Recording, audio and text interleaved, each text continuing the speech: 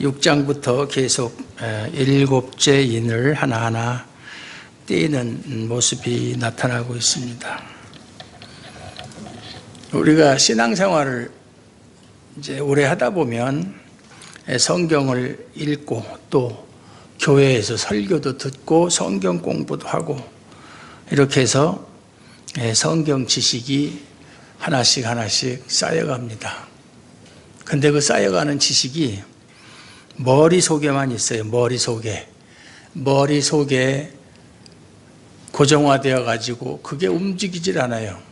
그것이 우리의 생각과 마음과 우리의 의지까지 주도해서 그 말씀에 우리 자신을 쳐서 복종케 해야 되는데 그러질 못해요. 저도 물론 거기에 차서 자유롭지 못해요. 대부분의 사람들이 다 그렇게 하면서도 자기가 지금까지 쌓아왔던 신앙생활하는 어떤 그 신앙생활의 공적이라고 할지 경륜 이런 것, 경험 이런 것을 가지고 또 자기가 가지고 있는 성경 지식을 남을 비판하거나 정죄하는 데 써먹는 그 이상 아무것도 아니에요. 무슨 얘기냐면 우리가 성경을 읽거나 들을 때에 이 성경이 나하고 상관없는 얘기, 물론 이 성경에 있는 사실 자체를 부인하는 것은 아니지만 오늘 본문에 있는 말씀들처럼 어떤 심판이 진행되더라도 그것은 먼 훗날 얘기, 어쩌면 그 전에 나는 죽을지도 모르고 내가 죽고 난 다음에 벌어질 일, 그렇게 생각하기 쉽고, 또 구약 성경부터 계속 보면 이 심판에 대한 예언이 요한계시록에만 있는 게 아니에요. 구약에서부터 계속 제가 처음에 말씀드렸지만 에스겔이라든가 다니엘이라든가 스가랴라든가 이사야라든가 요엘이라든가 또는 신약의 마태복음, 누가복음, 마가복음 이런 데 보면 다 종말에 대한 예언이 기록되어 있어요. 근데 그것을 읽을 때 그저 그렇구나, 이런 일이 일어나겠구나 라는 정도로만 생각을 한다. 결국 그것이 나한테 닥치는 그러한 일, 그것이 반드시 나한테 닥쳐올 일이라고 생각하는 사람은 많지를 않다 이 말이에요. 긴장감이 없다는 얘기예요. 마태복음 3장 10절에 보면 도끼가 이미 나무 뿌리에 놓였으니 좋은 열매 맺지 아니하는 나무마다 찍혀 불에 던지우리라 라는 말씀이 있어요. 여러분 그 말씀을 읽으면 어떤 생각하십니까? 나는 상관없어. 나는 나쁜 나무 아니야. 나는 좋은 나무야. 이렇게 생각하거든요. 이 세상에 좋은 나무 하나도 없어요. 우리 중에 좋은 나무라고는 하나도 없어요. 만약에 우리 중에 좋은 나무가 있으면 왜 하나님께서 참 감람나무에다가 접붙이겠어요? 좋은 나무 그대로 놔두면 좋은 열매를 맺는데 좋은 나무 없습니다. 좋은 나무 없으니까 좋은 열매 당연히 맺을 수가 없어요. 독과 독수라는 말이 있잖아요. 나하고 상관없는 일. 오늘 우리가 요한계시록을 읽을 때에도 그런 심판이 있을지라도 나는 거기에서 제외된 사람, 해당무, 이렇게 생각하는 경우가 너무나 많다. 그래서 제가 설교 준비를 하면서 참 고민되는 게, 내가 이 말을 하면 무슨 소용이 있을까? 그런 생각이 많이 들어요. 회의적인 생각이죠. 왜냐하면 여러분들이나 저나 다른 사람들 다 마찬가지. 그저 딱 설교를 들었을 때 뭔가 소망이 보이고 말이죠. 뭔가 당장 이루어질 것처럼 가슴이 뛰면서 감격스럽고 당장 오늘 예배를 마친 이후에 나한테 좋은 일이 일어날 것 같은 그런 생각이 드는 설교를 하면 야, 참 설교 좋은 설교다, 잘하는 설교다, 이렇게 평가를 하거든요. 대부분 여러분이 어떤 설교를 잘하는 설교라고 그래요? 여러분이 들어서 기분 좋은 설교예요. 우리에게 위로를 주고 소망을 주고 기쁨을 주고 뭔가는 바랄 것이 있는 설교, 또 뭔가 이루어질 것 같은 설교. 그러나 진짜 설교는 그런 설교가 아니라 그 설교를 듣고 나면 에휴, 난 이제 망했구나. 내가 겨우 그런 사람밖에 안 돼? 그러면 나한테 무슨 소망이 있단 말인가? 나는 이제 완전히 버려지기에 합당한 사람이구나 하는 것을 깨달을 수 있는 설교가 진짜 그 설교고 잘하는 설교예요. 근데 그런 설교는 듣기 싫어하거든요. 옛날 구약에 하나님을 만난 사람은 다 죽었잖아요. 하나님을 본 사람은 다 죽었어요. 지금 신약에 와서는 우리가 하나님을 직접 볼 수도 없지만 하나님을 만나고 죽는 사람은 없어요. 그것을 신약적으로 해석하면 하나님의 말씀이 내게 부딪혀오면 죽은 사람처럼 돼야 된다, 그 말이에요. 그건 무슨 얘기냐면 나한테서는 가능성을 털끝만큼도 발견할 수가 없다. 그렇게 깨달아야 되는 거예요. 옛날 구약시대처럼 자기가 잘못한 것을 깨달으면 옷을 찢고, 가슴을 찢는 식으로 옷을 찢고 재에 앉아서 회개를 했어요. 그게 말씀을 듣고 하나님의 말씀을 선지자를 통해서 듣고 한 사람들의 반응이에요. 그러니까 좋은 나무는 뽑힐 염려도 없고 나쁜 나무만 찍혀서 불에 던지니까 그런 거 가지고 설교하면서 우리는 좋은 나무가 됩시다 이렇게 얘기하면 전혀 성경에서 말씀하시는 것하고는 상관없는 얘기예요. 옥토가 됩시다. 뭐 옥토는 어떻게 옥토가 돼요? 우리가 좋은 나무가 될 수도 없고 옥토가 될 수도 없어요.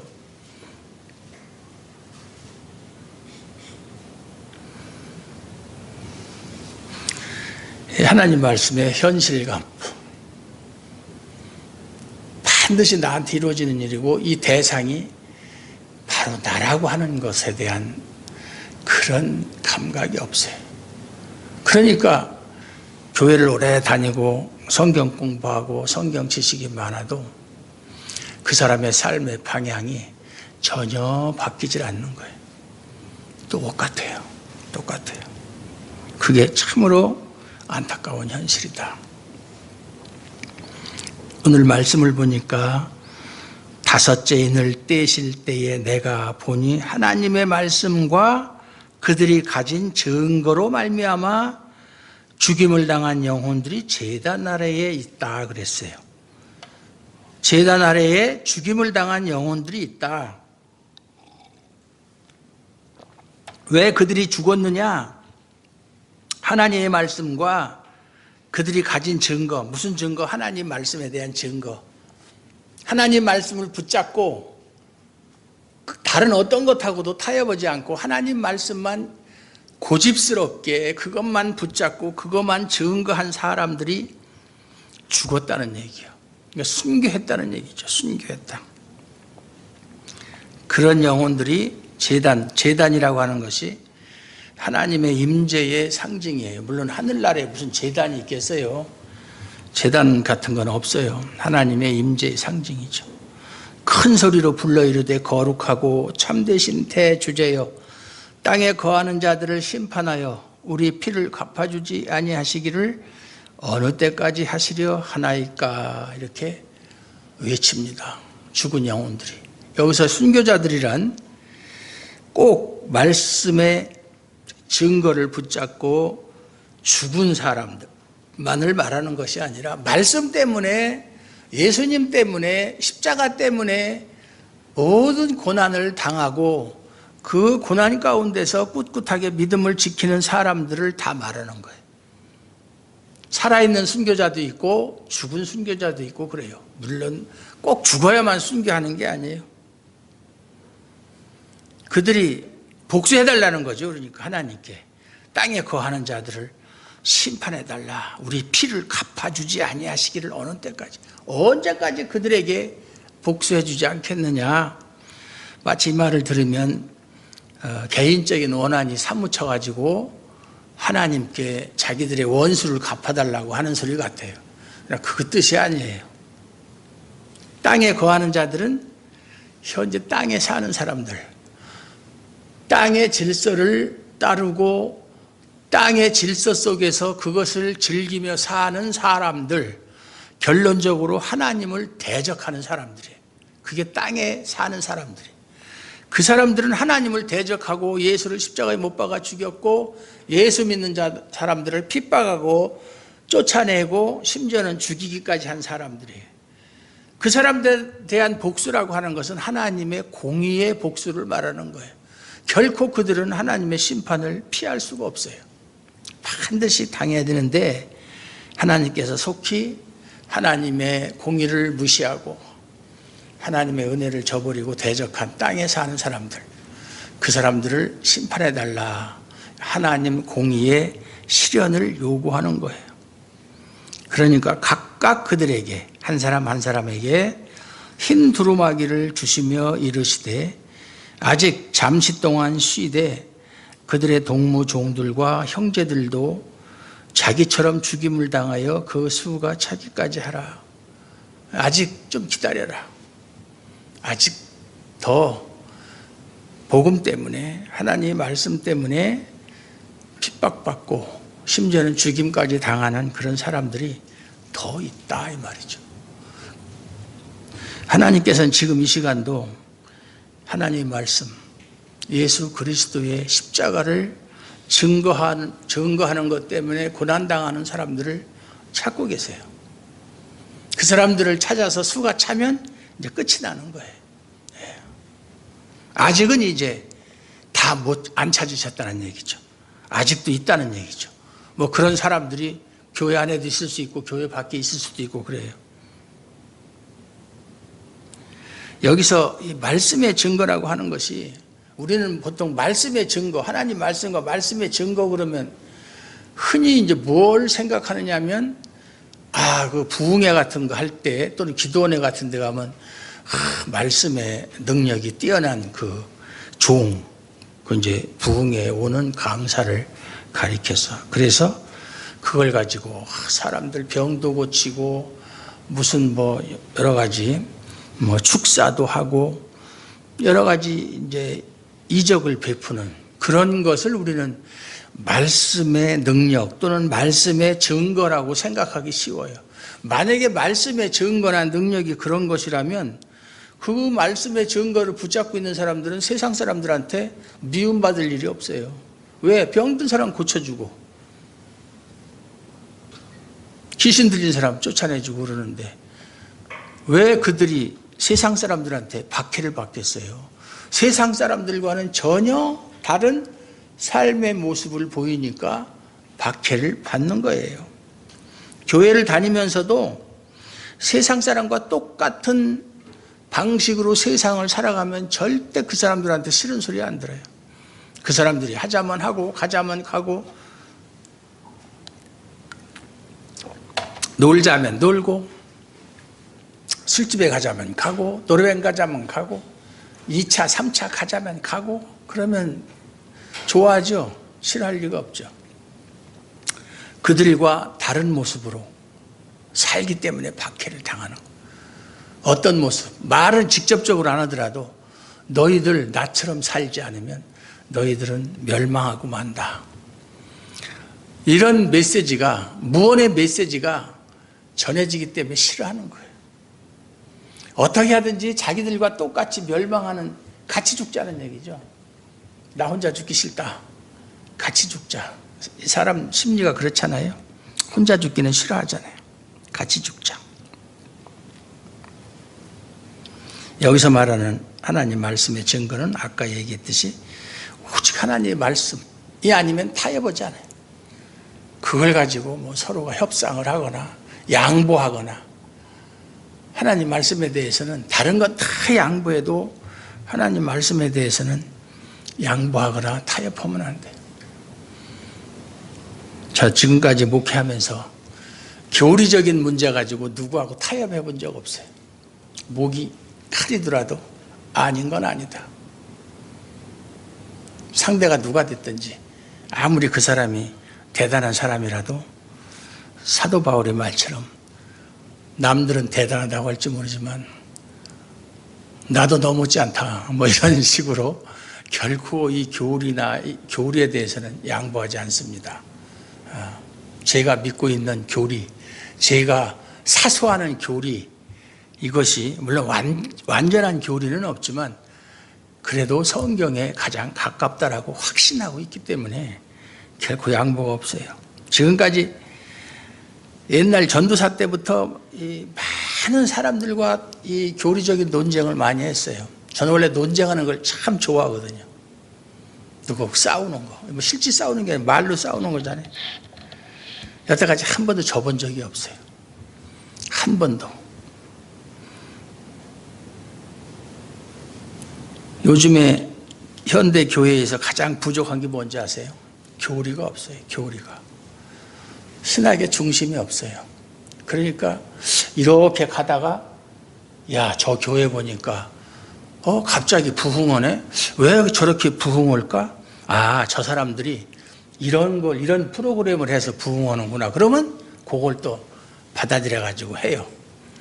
반짝 효과가 있어요. 좀 지나면 또 시들해져. 뭐 딴 거 없을까? 그래서 맨 그 프로그램 어떤 거 좋은 거 있나 없나 그거나 찾아다니는. 그래서 요즘에 어떤 사람이 말하기를 요즘 교회는 프로그램에 의해서 교회가 운영된다라고 할 정도로 프로그램. 우리 교회 무슨 프로그램이 있죠? 아무것도 없어요. 프로그램이라는 것은 한때 지나가는 유행이에요. 그건 진리하고 거리가 먼 거예요. 그걸 할 필요가 없어요. 요즘은 그래도 좀 덜한데 옛날에는 그저 뭐 연예인들이나 뭐 그런 사람들 데려다가 간증하고 그러면은 몇 월 며칠 날 주아름교회 누가 온다. 연예인 아주 유명한 연예인이 간증하러 온다 그러면 사람들이 오잖아요. 연예인 보고 싶은 마음도 있고. 그럼 연예인 본다고 그래서 무슨 믿음이 생기나요? 전혀 생기잖아요. 간증을 듣고 믿음 생기는 법은 없어요. 간증이나 어떤 이적적인 모습을 보고 믿음이 생기는 법은 없어요. 우리가 믿음이 생기는 건 말씀밖에 없어요. 말씀. 흰 두루마기를 주셨다. 흰 두루마기는 뭐예요? 사실 영생을 상징하는 거예요. 영생. 죄에 오염되지 않은 순결한 그러한 모습. 영생을 보증하는 거예요. 잠시 동안 좀 더 기다려라. 그 말이죠. 그리고 나서 내가 보니 6째 인을 떼실 때에 큰 지진이 나며 해가 검은 털로 짠 상복같이 검어지고 달은 온통 피같이 되며, 이거는 지진 또는 해가 검어지고 해가 빛을 잃었다는 얘기죠. 그 다음에 달은 피같이 되었다. 이것은 이제 우주의 큰 변화죠. 우주의 변화. 우주 질서 파악이죠. 그러니까. 이것이 문자적으로 해석을 해야 되느냐, 아니면 상징적으로 해석해야 되느냐, 그건 중요하지 않아요. 그건 중요하지 않고, 이거는 뭐냐, 해가 검어진다는 게 뭐냐, 달이 피같이 된다는 게 뭐, 이걸 따질 필요 없어요. 그걸 참 할 일 없는 사람들이 따지는 거예요. 성경에서 우리에게 주는 교훈만 받아들이면 되는 것이지, 그걸 하나하나 따져서 뭐 할 거예요.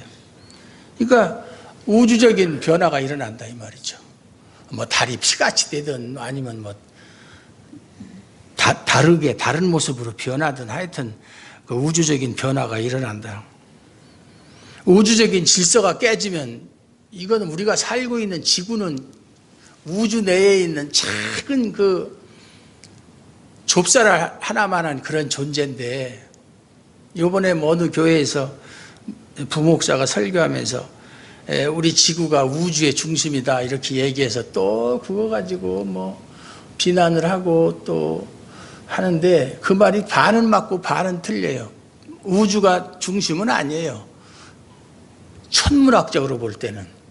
그러나 하나님의 구속사역을 중심으로 볼 때는 당연히 중심이죠.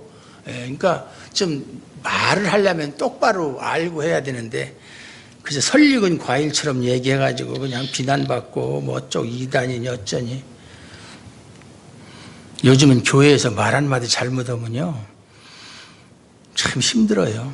왜냐하면 다 녹화가 되고 그러니까 거짓말을 할 수가 없어요.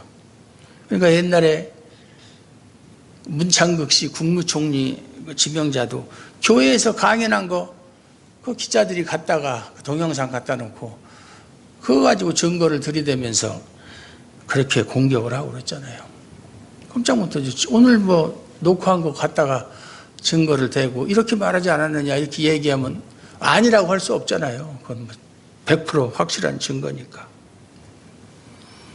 그리고 하늘의 별들이 무화과나무가 대풍에 흔들려 설익은 열매가 떨어지는 것다. 별이 떨어진다는 것이 실질 문자적인 의미는 아니겠죠. 별이 떨어지면 어디로 떨어져요? 별이 지구로 떨어져요? 이 별이 지구는 별 중에서도 가장 작은 별인데 거기에 어떻게 떨어져요? 떨어지면 완전히 그냥 다 존재가 없어지죠. 가끔 보면은 뭐라 그러죠? 그 떠다니는 별 있잖아요. 그게 이제 지구하고 부딪힐까봐 막 걱정하고 뭐 그러는 거 있잖아요. 여태까지 부딪힌 적은 없는데 그게 만약에 부딪히면은 우리나라 같은데 우리나라에 그것이 부딪혔다가 우리나라는 다 없어져 버리는 거예요. 그냥 통째로 한꺼번에 그냥 다 없어지는 거예요.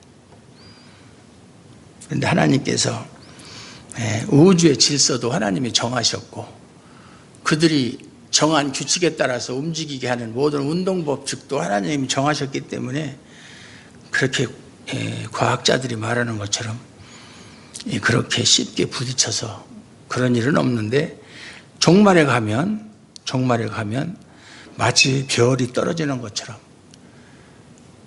그런 현상이 나타나요. 그래서 별이 떨어지는 현상이 어떤 현상일까?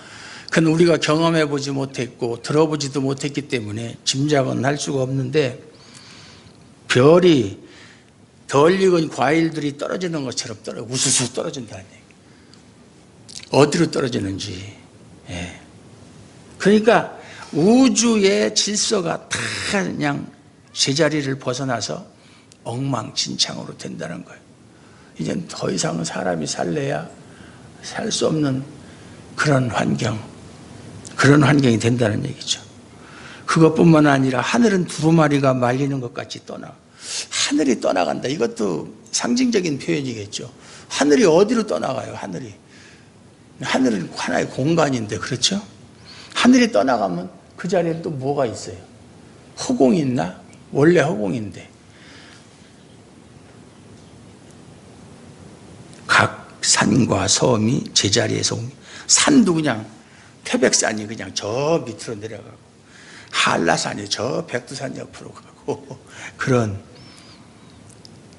우주뿐만 아니라 우리가 사는 이 지구상에도 말로 다 할 수 없는 지각 변동이 일어나서 뒤죽박죽 태초에 하나님이 천지를 창조하셨을 때 창세기 1장 2절에 보면 땅이 혼돈하고 공허하여 흑암이 깊음 위에 있고 하나님의 신은 수면 위에 운행하시니라. 혼돈하고 공허한 아직 질서가 잡히지 않은 그러한 상태처럼 된다는 얘기죠. 해가 검게 변한다는 해도 빛을 잃으니까 없는 거나 마찬가지고 창세기 1장 2절에 보면 그때는 해도 없고 달도 없고 별도 없고 아무것도 없었잖아요. 지금 그런 상태가 되는 거예요. 그런 상태가. 그래서 이제 새하늘과 새 땅이라는 개념이 두 가지 개념이 있어요. 하나님이 기존에 있는 창세기 1장 1절에서 만들어 놓은 천지를 다 이렇게 없애버리고 새로운 하늘과 새로운 땅을 다시 만드느냐, 그걸 재창조설이라고 그래요. 하나는 아니다. 이것은 계시록에 나오는 것은 상징적인 것이고 그러한 지각적인 변화, 우주적인 이런 무질서가 있어도 결국은 원래의 모습으로 하나님께서 회복을 시키는 것이다. 이렇게 주장하는 두 가지 학설, 둘 중에 하나예요. 새로 만들거나 고장난 걸 고쳐놓거나 둘 중에 하나죠. 여러분 어떤 게 맞는다고 생각하세요? 속으로 그걸 알면 내가 설교지.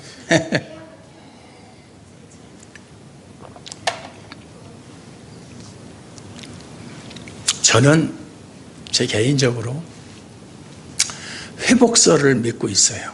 왜냐하면 사람도 범죄에서 타락했을 때 하나님이 성령으로 거듭나게 하셔서 나라는 사람은 그대로 존재하는데 성령이 나를 거듭나게 하심으로 이제는 내 중심적으로 내 마음대로 살던 내가 하나님의 말씀 중심으로 예수님 따라가면서 살 수 있도록 개조했잖아요. 개조, 회복. 구원은 회복의 개념이에요.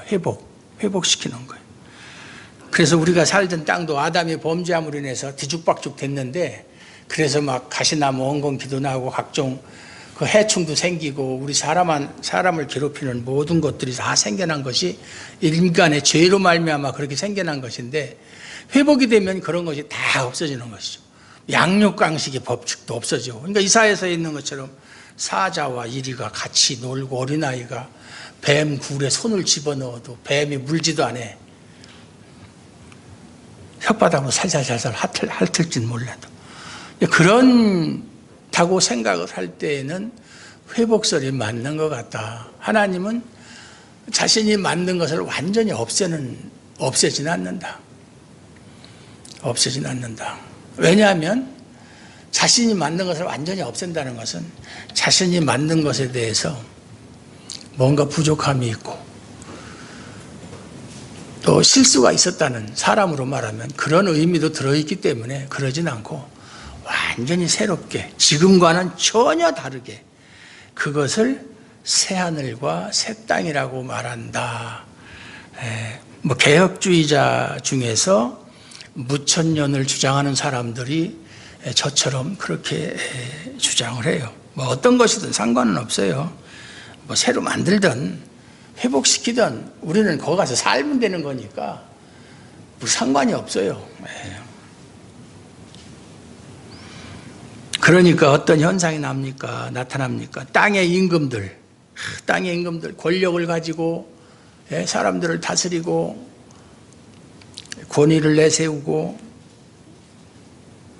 막강한 권력으로 사람들을 그렇게 지휘하고 그들 위에 군림하는 임금들, 왕족들, 장군들, 부자들, 강한 자들 이건 다 사회 지도층 인사들이잖아요. 그런 사람들 그러나 그런 사람들뿐만 아니라 모든 종도 해당되는 거예요. 종이라고 해서 심판을 면할 수가 없어요. 심판에서 제외되는 사람은 하나도 없어요. 다 자유인이든 종이든 남자든 여자든 부자든 가난하든 강한 자든 약한 자든 나이 먹었던 사람이든 젊은 사람이든 심지어 어린아이든 많이 배운 사람이든 적게 배운 사람이든 지위가 높든 그 전혀 하나님하고는 그거 상관이 없어요. 우리끼리 따질 때 저 사람은 지위가 높다 낮다 부자다 가난하다 그렇게 따지는 것이지 하나님이 볼 때 다 똑같은 거죠.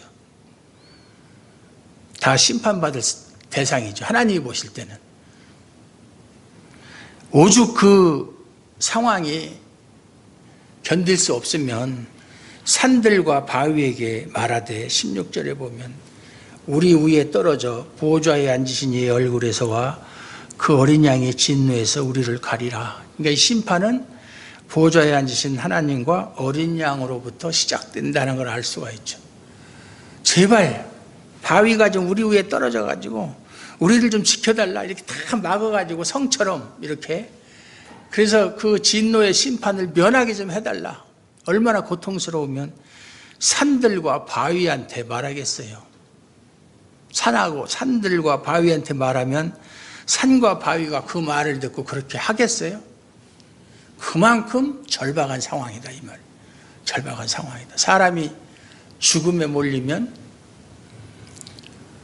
전혀 하나님을 모르던 사람도 죽을 때 되면 급하면 하나님 찾아요. 하나님 찾아요.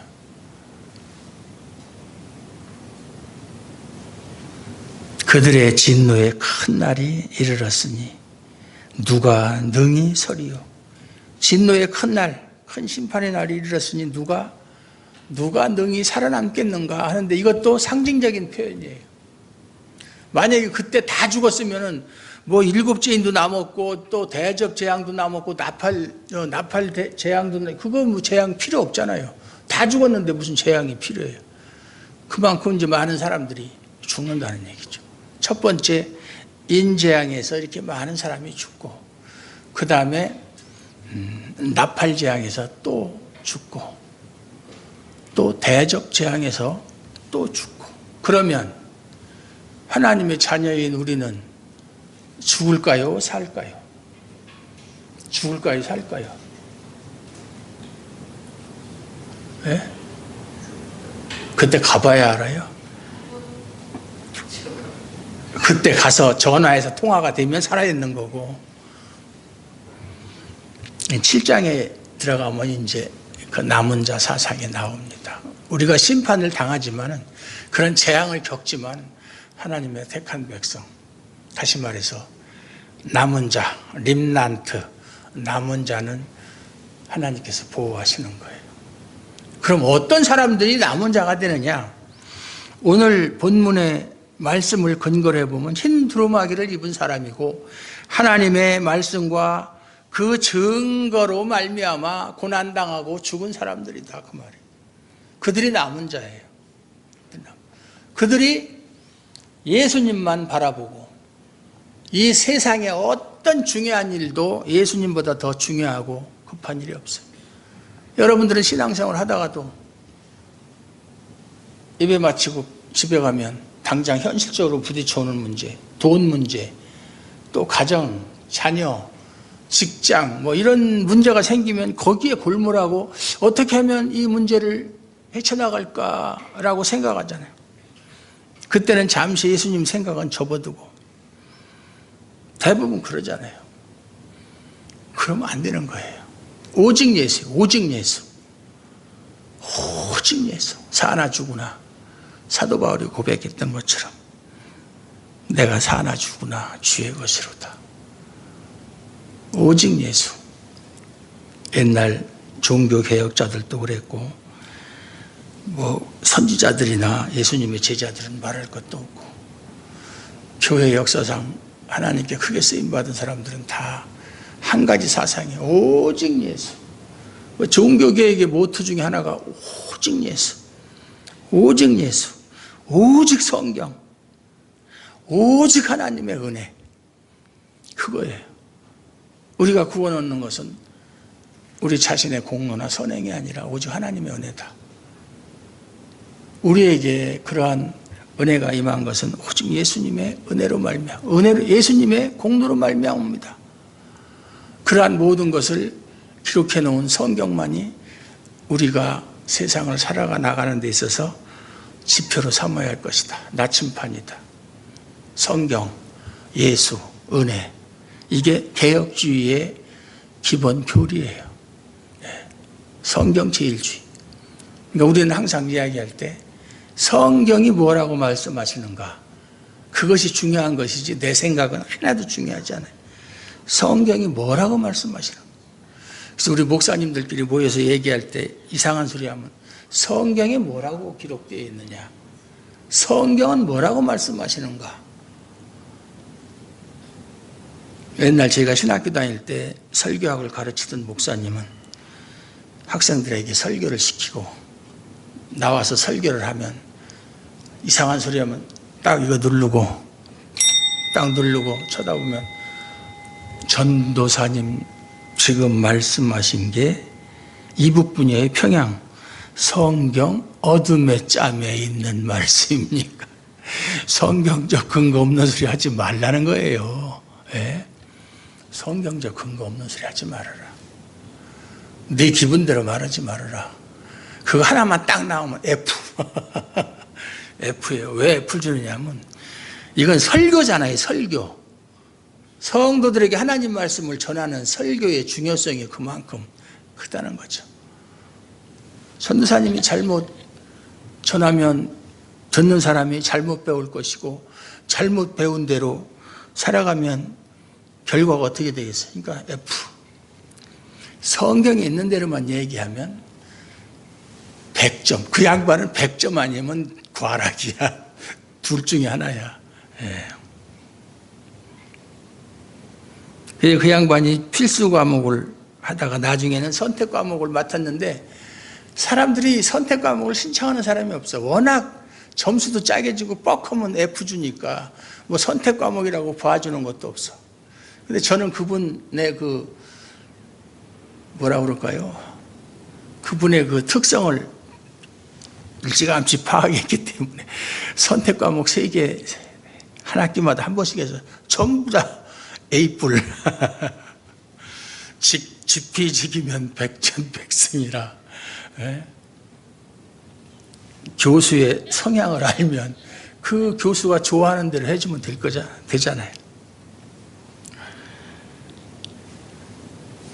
마태복음 25장 13절에 보면 마지막 심판 때에 사람들을 다 모으고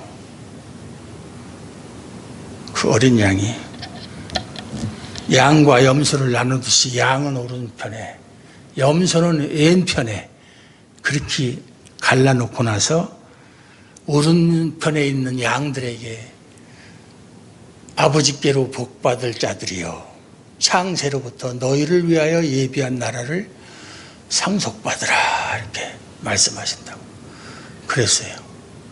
그 소리 못 들으면 끝이에요. 왼편에 가면은 그건 끝나는 거예요.